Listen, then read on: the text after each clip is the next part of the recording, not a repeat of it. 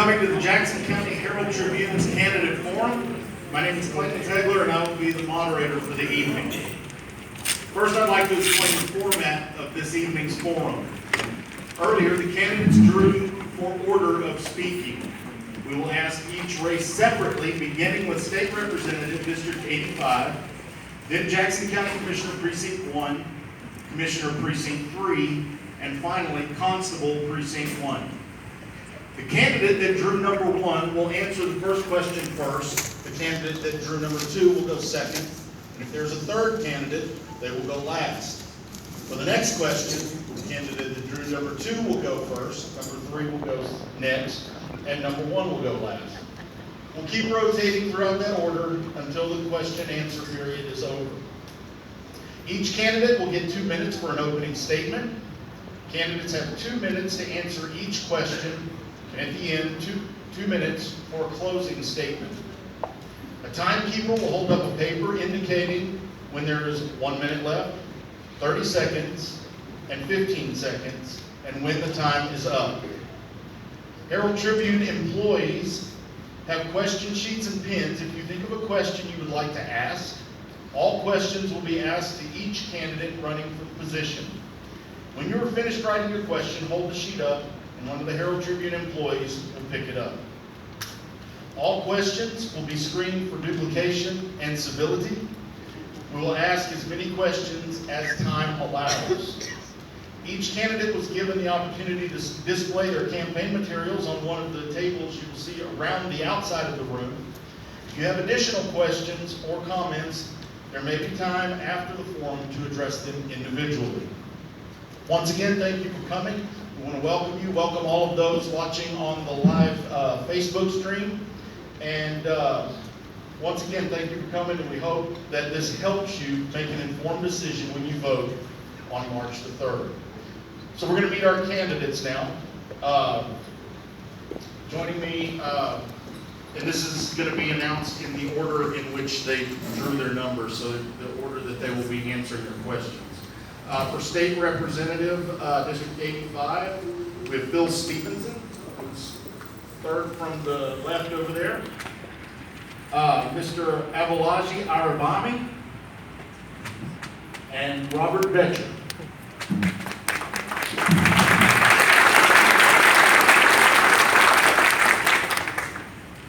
For the office of Jackson County Commissioner Precinct 1, Clinton Shevchik and Wayne Hunt.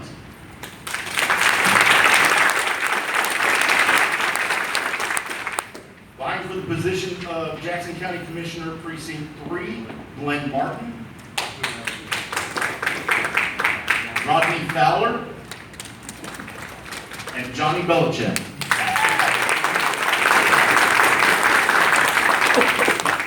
And for the position of Jackson County Constable Precinct 1, Clinton Wooldridge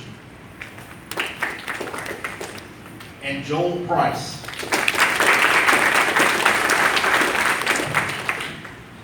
I would also ask, there shouldn't be a lot of movement amongst you during this, but be careful, we have a cord across the front. I'm the only one that's probably going to be walking back and forth there, so I'll trip over it several times throughout the evening.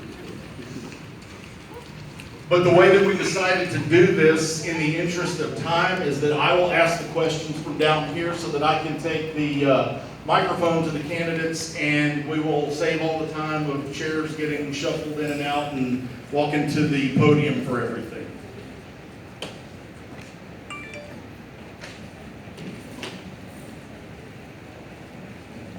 So the first office that we're going to be hearing from are the candidates for State Representative, District 85. They will now have 2 minutes each to give an opening statement. So first we'll be hearing from Phil Stevenson. Thank you for coming out tonight. Great. I am Phil Stevenson. I am the state representative. Been here since for 4 terms up here. I'm the rural. I live in Wharton County. 3 counties before being Wharton and Jackson County. I've recently married this lady over here, Sue, about 70 days ago, after I lost my wife, which I may know a lot of here 3 or 4 years ago to a stroke. I am the only practicing CPA in the State House. I'm saying that reluctantly because there's 28,000 CPAs and I'm the only one who's the dummy sometimes I say. And I know how to read a budget. That's what we're doing. I've been and I have a chance right now to really get going.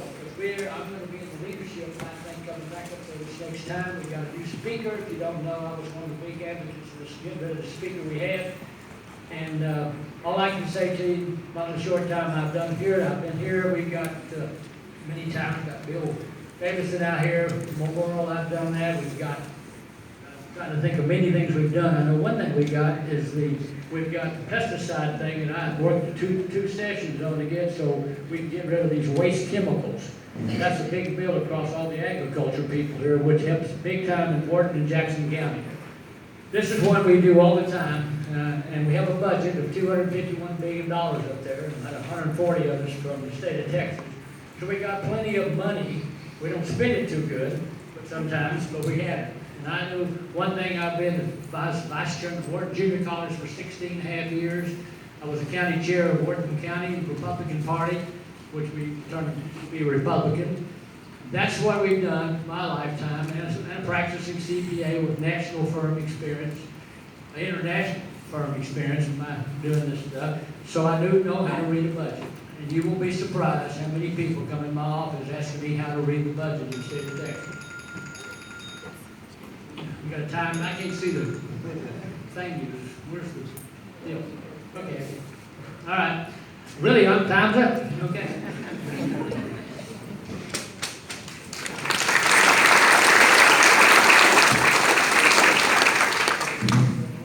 Next, we'll hear from Ayobami. Good evening, everyone. Thank you for coming out tonight to hear the candidates speak to you. My name is Ayobami, pronounced Ayobami, not Obama. This is the opposite of Obama. I'm a pastor with a total allegiance to serving God, a patriot to keeping and upholding the Constitution of the United States. I'm pro-life, pro-God, pro-limited government. I'm a passionate husband of my wife of 14 years and a proud father of my 3 children, Zion, Zephaniah, and Zuriel Ayobami. I have an 8-point agenda. I will protect and preserve your social security. I will make sure we have affordable and dependable health care. The farmers will be taken care of. We will protect the services and make sure there is opportunity for the government to cover them in case of disaster. The law enforcement agents, the veterans, your benefits will be upgraded. The living wage will be upgraded. Everything concerning District 85, people from Wharton County, majority of them are farmers. We will make sure they remain the food basket of the state. Concerning the school, we will protect the education standard of the children, and we make sure the educators' wages are well upgraded so that they won't have to look for another job.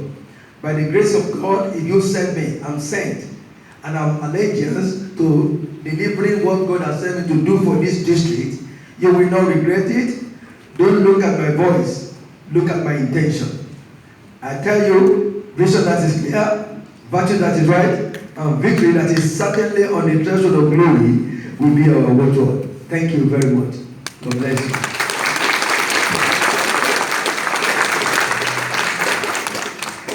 And finally, we'll hear from Robert Betcher. Thank you. So my name is Robert Betcher, running for State Representative District 85, and I'm here to tell you a little bit more about myself. First of all, thank you to Chris and the Jackson County Tribune Herald for putting on this event. Before I tell you about one of the best candidates for this position, let me tell you a little more about myself. So I grew up the son of a career civil servant for the federal government. My dad spent his entire career, serving the people. My grandfather was a World War II Purple Heart veteran, and he was a police officer. So public service is a strong and proud family tradition, which I look to continue if you guys, do so elect me. So a little bit more about myself. I have a bachelor's and master's degree in mechanical engineering. I work for Schlumberger, the largest oil and gas services company in the world. So when I started my career, I started out in Hazel Wireline, where they gave me the responsibility to handle explosives, pulse neutron generators, radioactive sources, and they trusted me with making decisions that affected crew safety and rig performance. If they can trust me with those decisions, you can trust me to support our conservative values in Austin. Now, with that, I'd like to thank Phil for his service in Austin over the last 4 terms. And with that, I think it's time to provide a new energy and a new voice to our politics in Austin to support our district. I've been out there hustling in the district, and I've knocked on over 2,500 doors, and I've driven over 2,500 miles, and I'm sure many of you guys have seen me out in the communities here in Jackson County. So with that, I ask for your support this election, and I think that's my time. Thank you guys.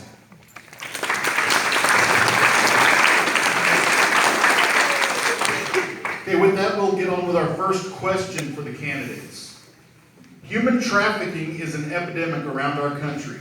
In research conducted by the University of Texas in 2019, about 79,000 minors and youth were victims of sex trafficking in Texas, with an estimated 313,000 victims total. What would you do to help stop this problem? Well, we are trying to help it. In the budget, we passed about $450 million so we can get this under control. 59 is a haven for trafficking. It's big time. And we have to do that because, I just can't even believe we're doing it. We got to get the borders fixed, number one. That would stop a lot of it. We will get that done. But I also want to I want to say this because I've been hearing about my age. And I'm going to say this, I'm not going to exploit, for political reasons, my opponent's youth and inexperience. I'm tired of this stuff, and I've been there. I work hard up here. I've been helping you all I can. Trafficking is a big deal. It's not a little thing, and you don't fix it by doing little things on it. These people are animals of doing this to people. Thank you.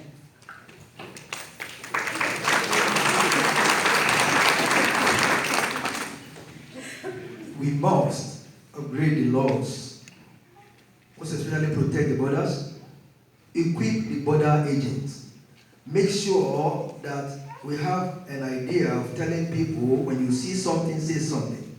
Sex trafficking is one of the worst and heinous crime that's been perpetrated in this area. Number one, Texas is close to the border. Majority of people take advantage of young people, vulnerable ones. When I get into the office, I will sponsor legislation and promote or support anything that we need to do to keep our people safe. The welfare of the people of District Number 85 is my topmost priority. I will make sure that the law enforcement agents are well equipped with the right equipment and their salaries and their remuneration is upgraded to the standard that people want to do the job, not want to run away from the job. We are going to rehabilitate people that are victims of sex trafficking and make sure we help those people that need help, the vulnerable ones. Then we're going to make sure that people that are caught in this act are punished to the full extent of the law. So when I got to the office in Austin, one of the things that I'll be an advocate of is to make sure that all this menace is anti-God and it will not happen on my watch if you give me the mandate to represent you. Thank you.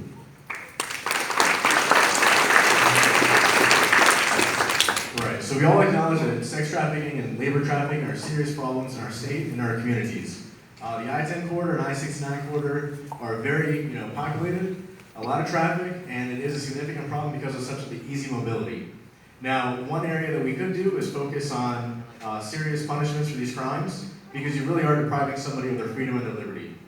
I went to a trafficking workshop in Fort Bend County, and it's great to see that the people in law enforcement are taking it seriously, and obviously immigration is a part of that. Those are some of the people that are exploited for labor trafficking. And I commend Jackson County for their participation in the 287G program, and that's one area that Fort Bend could participate in if they're willing. I think we need to partner with our federal and state law enforcement resources. That way we can work to solve these issues. That way it makes our communities a much safer place in the future. Thank you.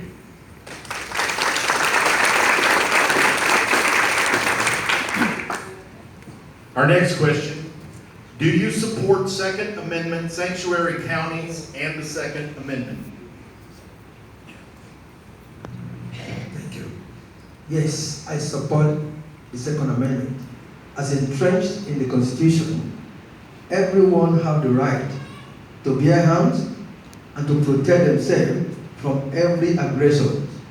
So, if by any means, which I believe it will not happen during our days in my ward, that any government will want to come and confiscate your guns, I will rise up against it. I will come to the district, talk to people individually and ask them, this is what they're about to do and what do you think we should do? And we make sure that majority of the people will carry the day, because I will make sure that that amendment, Second Amendment is protected.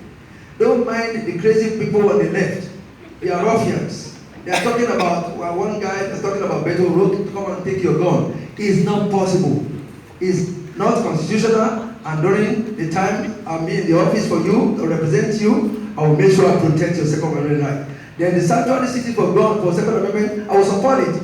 Because I will want to move away from the place where I will not be protected than to be in the place where I will be oppressed. There will be no oppression. You will have your right to bear arms, to protect yourself, to even open carry. So help me God.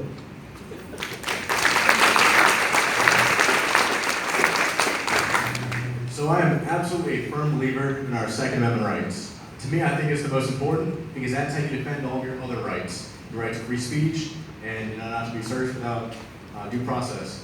So in terms of red flag laws, those are something that I wouldn't support. Absolutely, you should never have your guns taken away without due process. There is a process for that.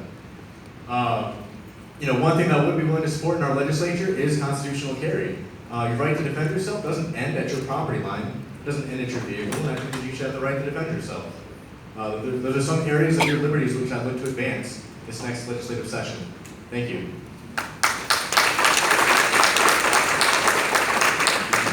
Answers real quick. You're damn right. Nobody takes away your guns. Every time I hear one of our crazy people on the other side of the aisle say that, it drives me nuts. That is the one thing our founding fathers had to have. If we wouldn't have guns, I don't think we would be all speaking British here today. That's the problem. Today we cannot stop. We need to make sure we have the guns. I know I have guns all over the place. Now, who would not? Who in this room does not support the Second Amendment? I hope not. I'd like to raise your hand if you want to. But I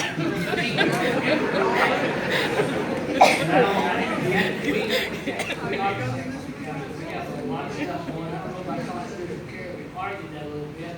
We need to have some rules. But we don't also never take away your gun. There is nobody should take away your gun. Because you take the kids away, when they took away the gun, they've done the three in the world economically. Now they're starting to do. Think about this. The dictators come in if you don't get the guns. They don't give up their guns. Thank you.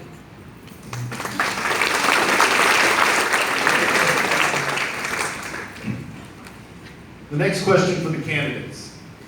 Did Senate Bill 12 fix the teacher pension fund, or do you have any other ideas?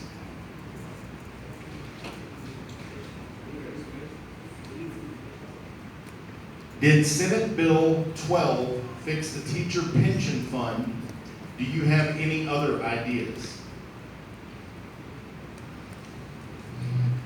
All right, so what I do know about the teacher pension fund is that it's not 100% funded. And one area that I think we need to do as a Texas legislator is make sure that we do carry on our promises to fund things properly. We've made promises to the people, and it's the government's responsibility to carry those promises out. And that's what I plan to do if elected to be your next state representative. Thanks. I don't know who asked this question, but I've spent 3 sessions to get the pension funds fixed. It's $46 billion in the hole right now, just to be sure. I not only have a plan, I've got a trend right now to get rid of unfunded liabilities. What is unfunded liabilities? Liabilities are here, assets are here. There's not enough money in this whole crazy system they got up there. By the way, there's 99 different other plans too, besides the TRS, which is 500 million of them, 7.5 trillion in America. That's how big it is.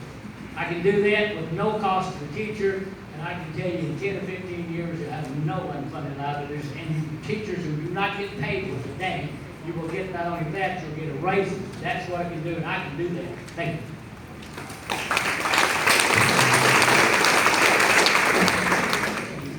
SB 12 did not fix everything about the teachers' pension fund. There are two major types of profession in the state of Texas that is very, very paramount to me. One of them is teacher. Why? Because I was raised by a teacher. And the second one is farmers.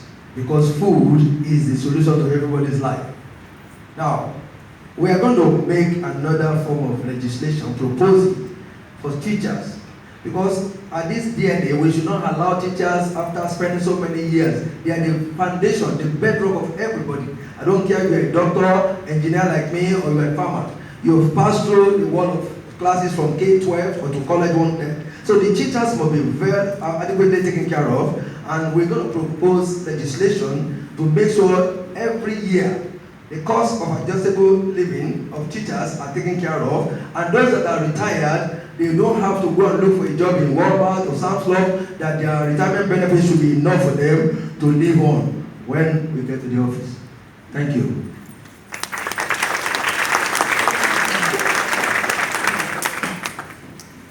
The next question. Property taxes are always controversial. Do you have a plan to give property tax relief to Texas landowners while ensuring adequate financial support for our schools? I do. We have to pay school taxes for sales tax. You know, in sales tax right now, we have over $43 billion of untaxed items. If we convert and get rid of these damn CADs, excuse my language, that's what they really are. We got to get rid of that because school taxes are ridiculous. By the way, just so you understand, get your own tax statement out. Add up everything that's education on that statement. Divide it by 6 1/4. That's how much you have to earn just to pay for your school tax. 60-some%. If we cut that out, we would be in pay with. We got 300 million people going on 550,000 people, not 50 million, 50,000 people. Unit cost goes way down. That's what I bring to the table. I know how to make this work because I've been living in this financial world called numbers all my life. Numbers don't lie, but we have some people lying with numbers. That's what I can fix this. We're actually going to have some legislation right now coming up, not maybe good or would, it's going to happen. You get me back up there. Thank you.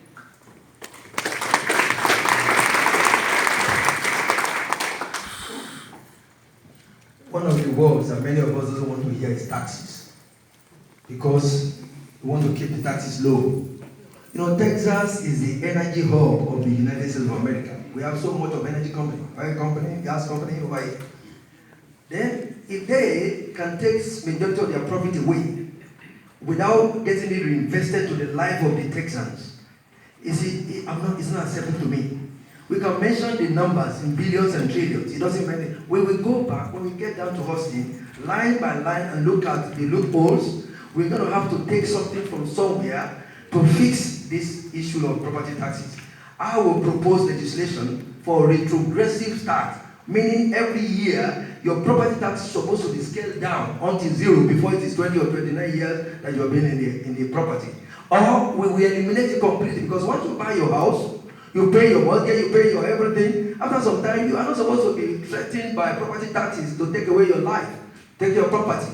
So I will do something to make sure we propose a retrogressive tax that will solve the issue of property taxes, and then the homeowners or farm landowners do not have to worry about somebody coming to run after them to take away their property. So help me God.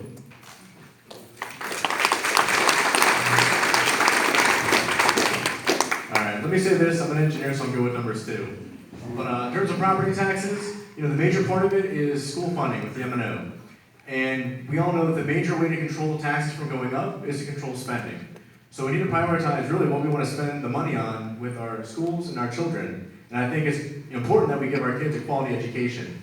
One of the plans that's being proposed is swapping the property taxes with sales taxes.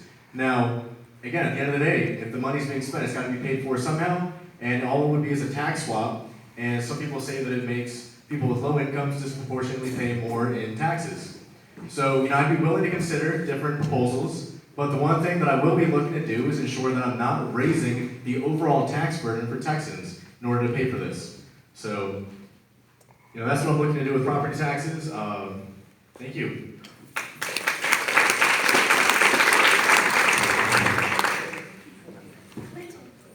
No more At this time, we'll ask each of our candidates for state representative to give a 2-minute closing statement. I hope you got something out here. I've been doing this. Folks, I've been in Minnesota, Illinois, everything. This stuff will work. And it's not going to be a burden on the people who pay property taxes. I will do that for you because I have grandchildren, you have grandchildren. Education is everything. What we do with this right now will be the way we structure, because we'll be able to pay and fund teachers with adequate salaries so we get the best. We don't get the best, we don't get the teachers. You sure don't want a doctor to cut on you to be the doctor. You want the best. The teacher, you can't be a doctor unless you have a teacher. And I'm a big advocate of that, and that's the reason I want to make sure not only they get paid, and they also retire. Now, everything else, we have, like I said, we've always stayed within the population and growth to run the budgets. We don't go crazy up there every year. We have a constitutional amendment that says we can't do that. So we follow it. And we have a lot of money.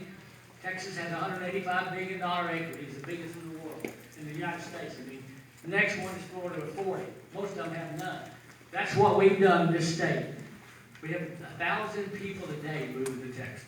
1,000 people a day. 150,000 students plus starting every year. We have to stay ahead of the curve. We put 20-some billion in education and 10 billion in transportation of the extra money we had in this last session. Looks like we're going to have another million, but we have to stay above the contain. If we don't, people leave. And if we do that, we build up a lot of stuff for nothing. So we have to have leadership. Redistricting is important from my side of the party, the Republicans, because we need to hold it today and keep the redistricting right. So whatever you do, I support you. Come and support me, because I'm going to go up there and work for you, which I've had the last since I came up here. I didn't come up here just to get heavy chairs and do nothing. Thank you.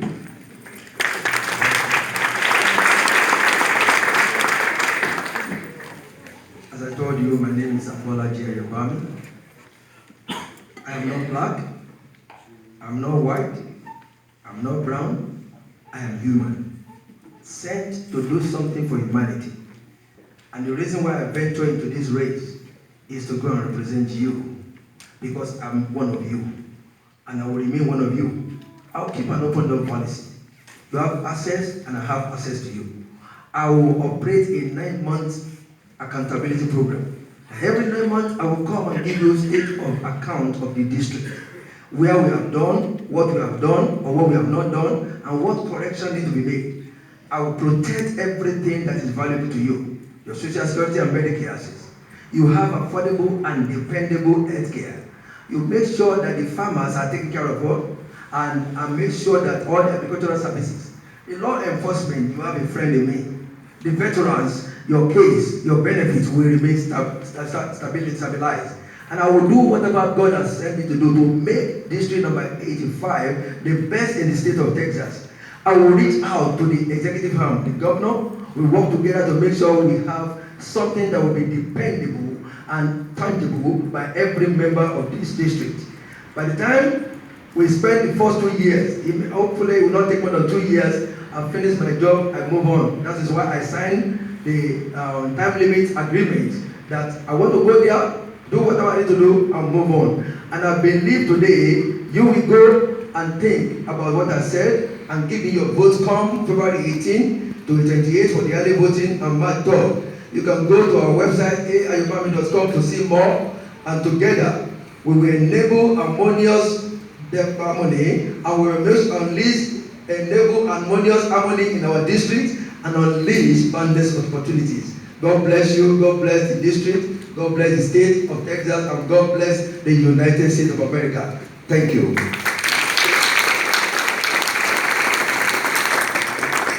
Alright, so first of all, thank you all for putting up with us in the audience. I was expecting more questions from you guys, but I guess we didn't get to that. You guys already heard, I'm a liberty-minded conservative, and I'm just looking to maintain and preserve our, conservative principles in Austin. I've got a 4-year-old daughter in the audience, and I'm looking to keep Texas great for her future and for the future of all Texans alike. There's people moving to Texas every day, like Phil said, and we need to make sure that we maintain a pro-tax environment as well as a pro-business environment, and we maintain what makes Texas great. you guys have seen me around the county. I've been putting the work in. You know, your votes are important to me, and knowing what is important to you is important to me as well. One comment that did strike me kind of along with the last candidate forum was when Phil said that he doesn't have to worry about Wharton and Jackson County because he controls 80% of the people vote for him. That came off a little bit weird to me, and maybe you can talk about that later. But I just want you to know that I'm willing to earn your vote, and that I'm not going to take it for granted. And that if you guys have any questions for me after the forum, you know, feel free to stop by. And I plan to promote transparency and, you know, support you guys. You guys are important to me. Thank you.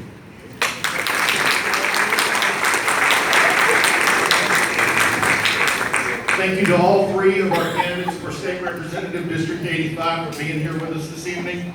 At this time, we're gonna, and I should say as well, all three have tables set up around the room, so make sure at the end that you check those out. At this time, we will be moving on to candidates for Commissioner, Jackson County Commissioner Precinct 1.